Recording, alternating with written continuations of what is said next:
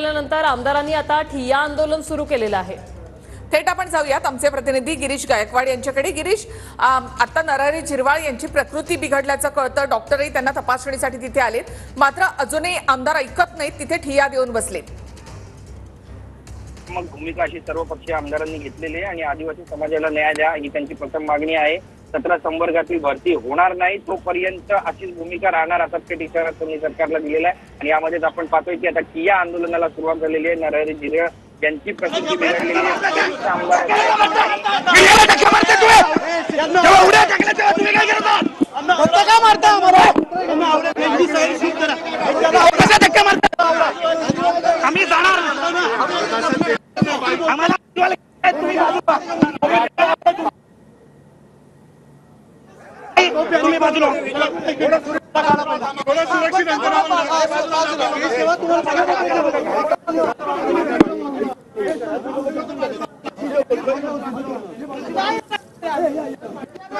आज कव्हर करतोय का? आता सगळं लाईनीने उभे कॅमेरा मागे करा। मी बोलू एक मिनिट त्यांच्याशी, मी एकटा बोलतो, एक मिनिट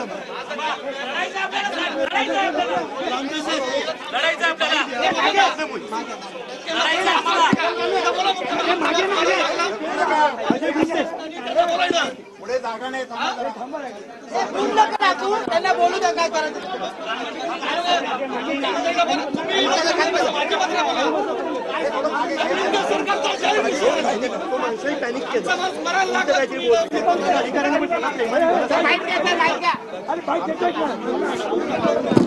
अरे बाईक करायचे काय करतोय? लाईव्ह आहे, पार्टी घ्या, सगळ्यांना व्हिज्युअल भेटतील। लाईव्ह आहे, काय होतं? मारामारी करायचं का? काल एकतर व्हिज्युअल भेटतो का कोणाला? एक जागा कोणतरी समजदार सर्वजण काय अरे पंकज साहेब बाहेर घे ना, बूम घे ना।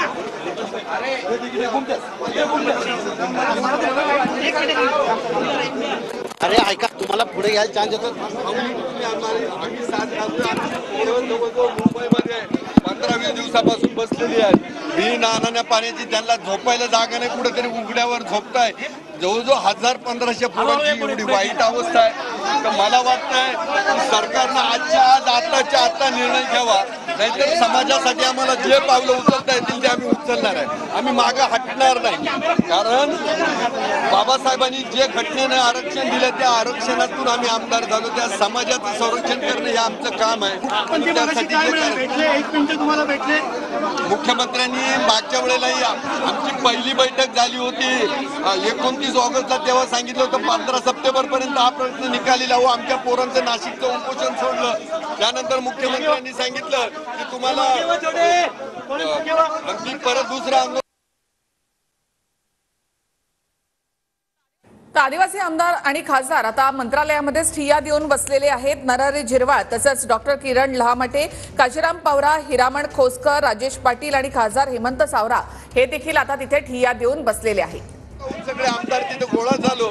अध्यक्ष उपाध्यक्षांनी जर कुठल्या मंत्र्याला किंवा मुख्यमंत्र्यांना सांगितलं तर त्यांची भेट द्यायला पाहिजे, त्यांना टाळलं नाही पाहिजे। पण आम्हाला सरळ आता असा अर्थ होतोय का तुम्ही आदिवासी समाजाकडे दुर्लक्ष करताय का काय?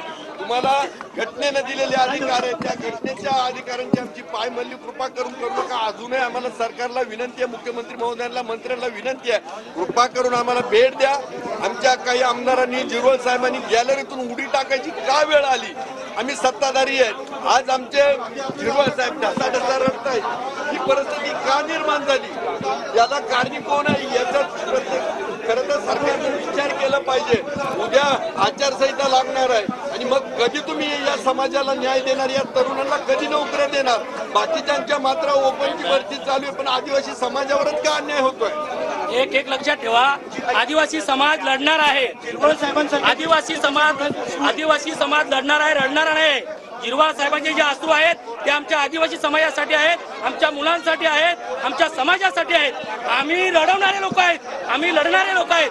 त्यामुळे जे आज अश्रू साहेबांच्या डोळ्यात आहेत ते आमच्या समाजासाठी आहेत, आमच्या मुलांसाठी आहेत। एवढी फक्त दखल घ्यावी आणि सरकार, आम्ही सत्ताधारी सगळे बसलेलो आहेत, त्यामुळे या सरकारने आता तरी जागं व्हावं आणि पेसा भरती करावी अशी कळकळीची विनंती आहे. पुनश्च एकदा सांगतो, हिरवाळ साहेब रडणारे नाही, लढणारे आहेत. आदिवासी समाज लढवणार आहे.